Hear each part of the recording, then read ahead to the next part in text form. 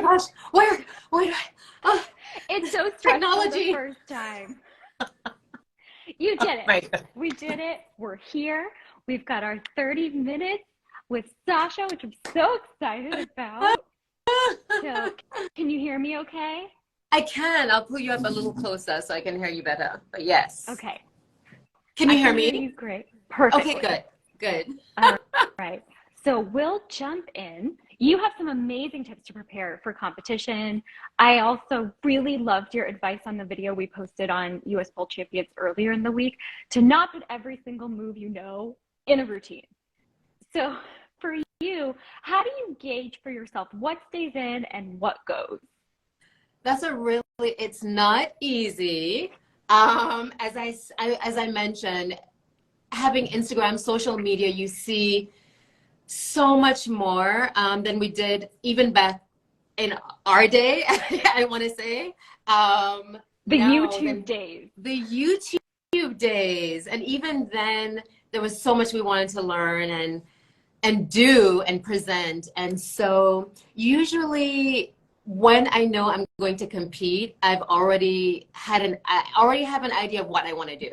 And they're usually outlandish things that I haven't quite thought through, because doing tricks and the things you love is different than doing it within, a 4-minute, 3:30 routine.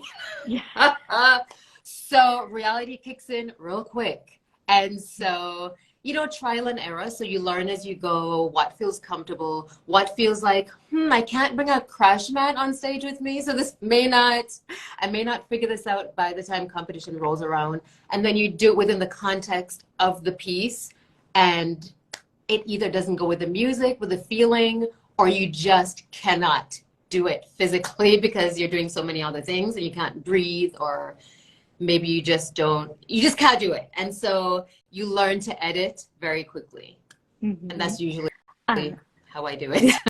You're like, oh, that's not going to work. That's not going to work out. Yeah.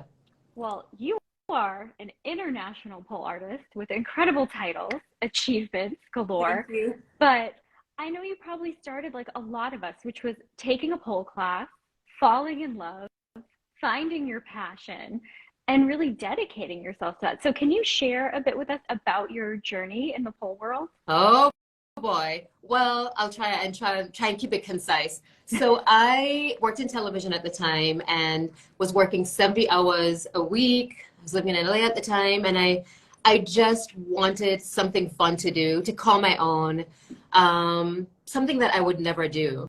And my friend called me and she said, "Hey, there's this pole craze going on, and you can, it's exercise." And I was like, "Hello, we've been friends. Do you know me? I don't exercise." Silly woman. But pole, that sounds like fun. My parents might kill me, but let's go in and have some fun. And I walked in with her and saw shorts and, these little pleaser shoes. And I was like, this is not for me. I'll sit here and watch you. You have all the fun. And the teacher at the time, who was Nicole the Pole, said it was her studio. And she said, either you take the class or you can wait outside for your friend. And I was like, okay, I guess I'll take the class. I paid for it. Took it, fell in love. I didn't start taking classes then. I think they were on Christmas break or something. I caught them right before they closed down for the holidays. So the next year I started, and I didn't stop. And so that was my introduction. What year to was pole. that? What 2009. 2009. Oh my gosh. Yeah, so coming up on 15 years. It's so crazy. So crazy to think. I just thank my body every day that I can still do this, because it really feeds me fully. I love it. Oh my gosh. And so then what led you to really start building routines and looking for competitions? What gave you that sort of like, I want to take this from a hobby to like, I'm gonna go on stage. I'm gonna show everyone what I can do. Well, back to television, my whole department got laid off. And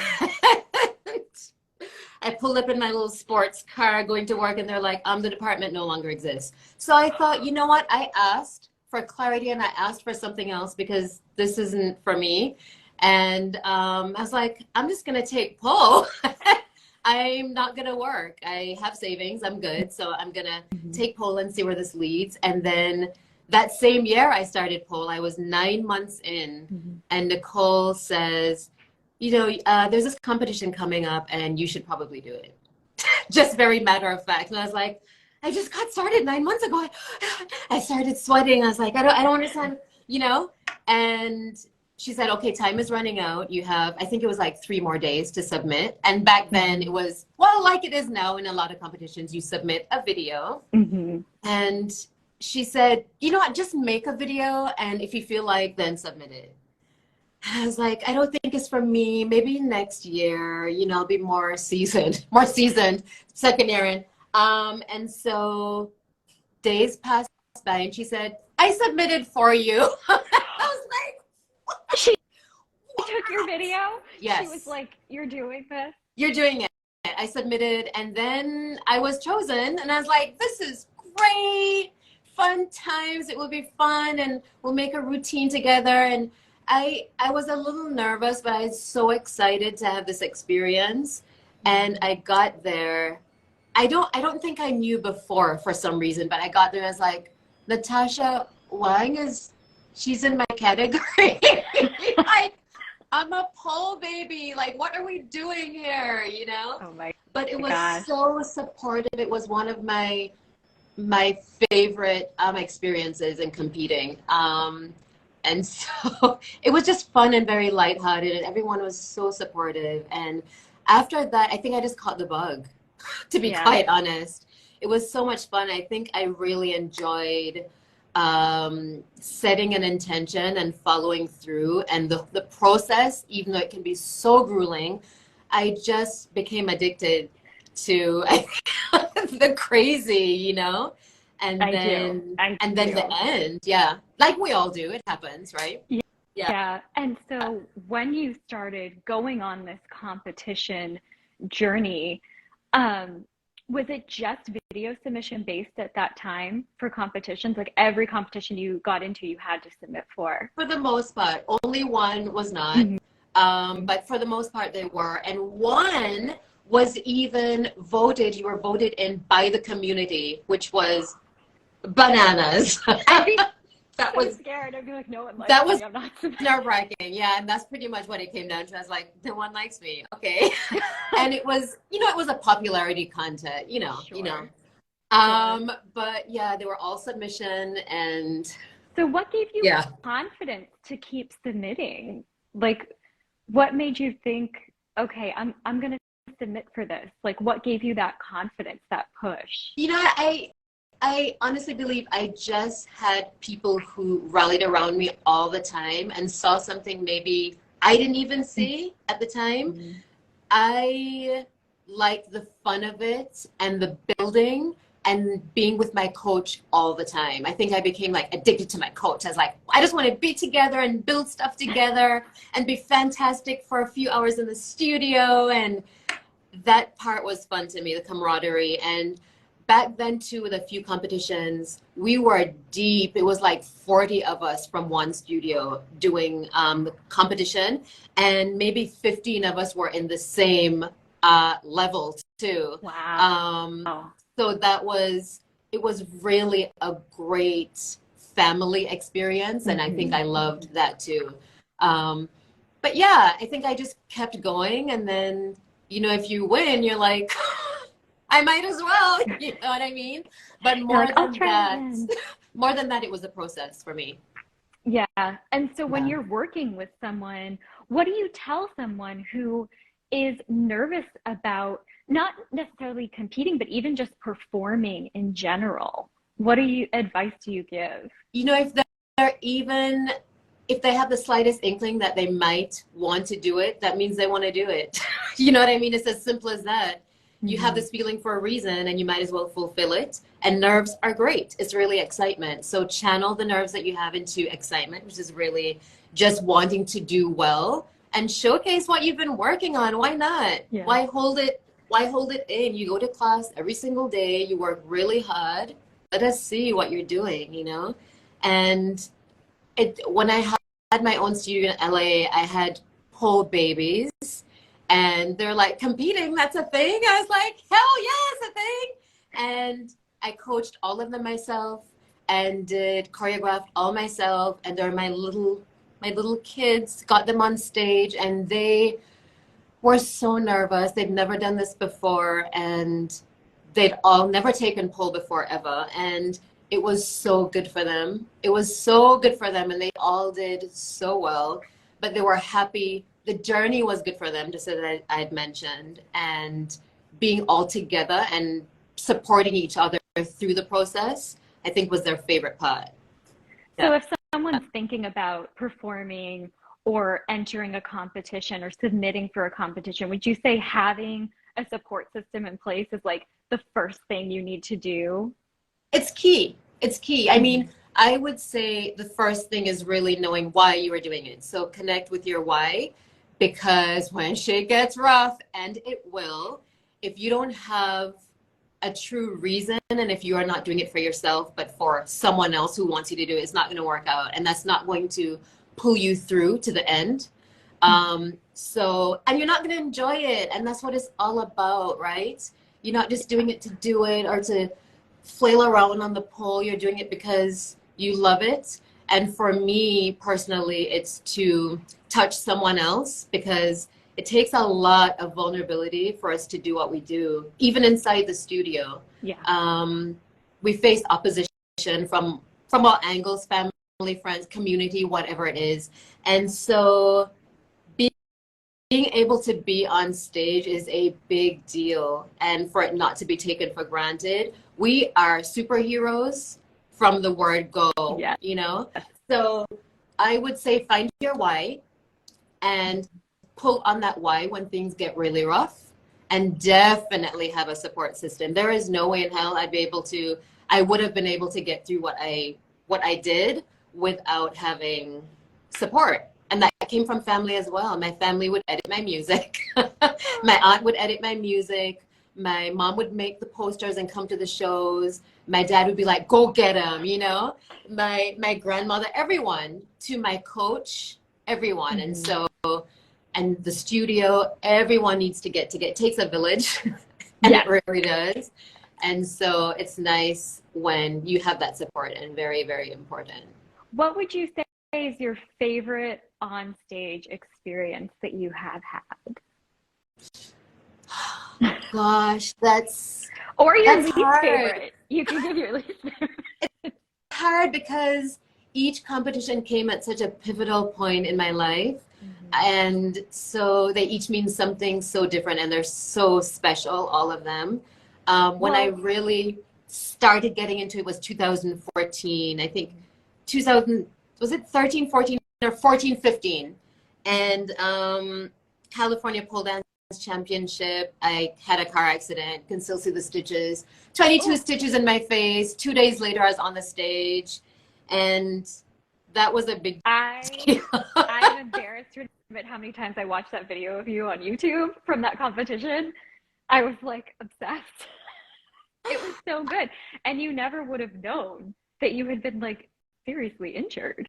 I told my costume designer, paste this lace on my face so no one knows what happened. Oh my God. I don't want any pity. I don't want anyone telling me not to. My doctor already said absolutely not. But I'm like, I'm going to do it. I worked hard, and so it's happening. So, you know, as competing, I could feel my face, like I could feel my face, like the pain was, I can't even describe. And so right after winning, I went to my uncle who's a doctor, and he was like, let me take the stitches out. Let me check you. You know what I mean? It was not taking the stitches out. He was checking my face to make sure I was still intact. But so that was a special one. And of course, the next one was National Aerial Pole Art, which was like a marathon of tricks. I had never fully run the piece until I hit the stage. So that was a surprise. I was like, well, I got through the piece. That's great. And then to have won that was the cherry on top.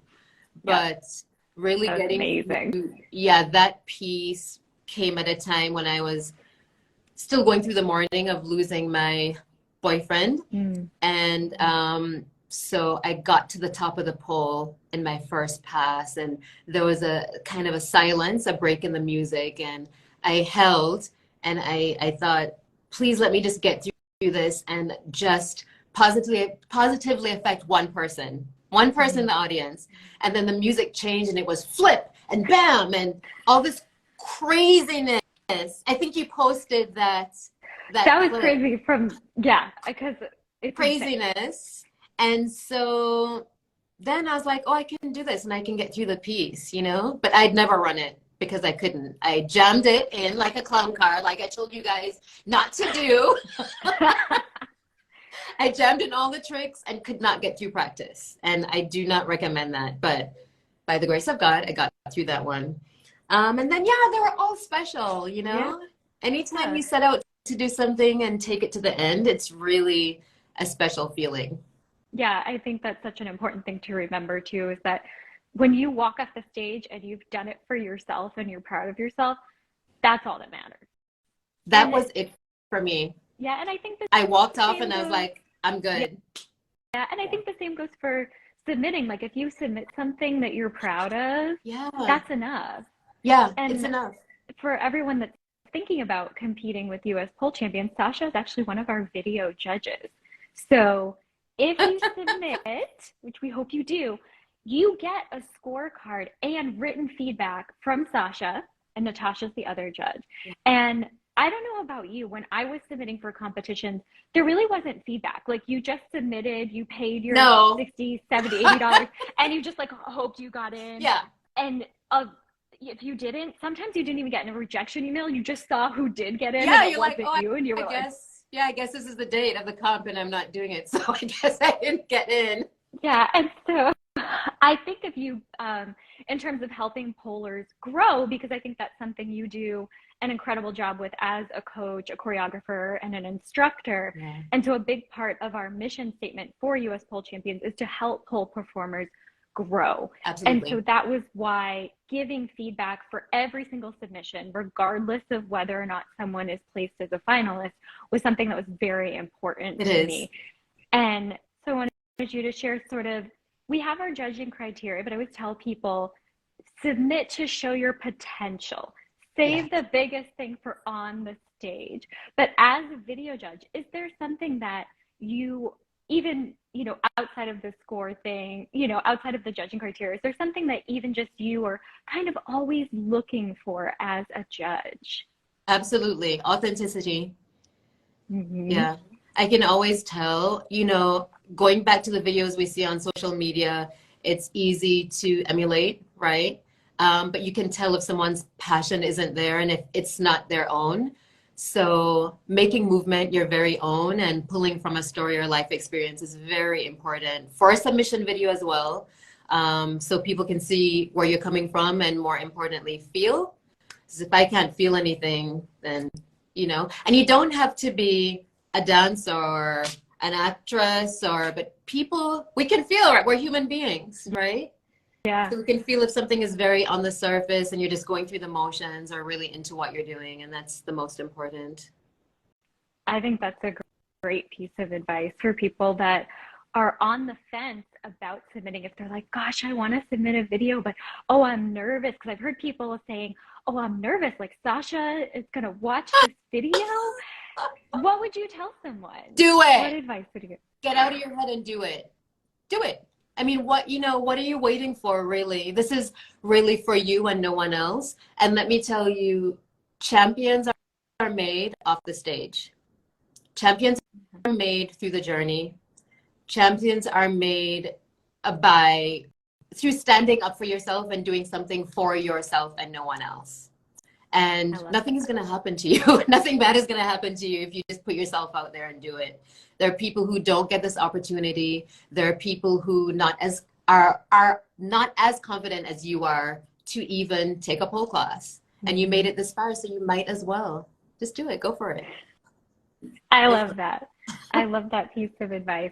I think it's easy to get caught up in our head, and sometimes it's You just need a Sasha to say, do it. Do it. I tell everyone, like, should I compete? I'm thinking of, if you're thinking about it, do it. And if you don't like it after, then don't do it again. But I guarantee you're going to like it and you're going to be addicted and do the next one and the next one and the next one. I mean, it's the process that makes it fun. And you're going to love that process and the obstacles that come with that process and overcoming. So do it. All right. Well, you heard Sasha said, submit a video. Just do it. Just do it. Pull a Nike. Just do it. I love it. I love it. I don't know. Are we allowed to say Nike? I just did it. So. Perfect. Is there any other piece of advice you want to give to polers in the community or thinking about taking the stage? Any last nuggets of wisdom? Have fun. As I said before, connect with why you are doing it. Do it for yourself. Have a good time. I always tell people before they go on, rock the stage. Just have a good time. We can feel that from you and feel the fun and excitement. And we want to rally around you as an audience member. So give it all you got. You have nothing to lose. I love that. Well, submissions are open for US Pole Champions. So submissions are open till June 30th. And then they close. All the videos go to our video judging panel where you're going to get a score sheet and written feedback from Sasha and Natasha. And then we'll tell everyone will get an email and all the finalists will be notified by July 15th. And then the live competition's October 14th, where Sasha, Natasha, Heidi Coker, and Suwasit will be your in-person judges. And we're working on workshops for that weekend as well. So lots of fun stuff. And Sasha, it was so nice to see you. Thank you so much for taking the time. Thank you for join us. Me. Thank you. God. I appreciate it. And, send your video. She's waiting. I'm waiting, guys. Send them. Bye. Bye. Thank you.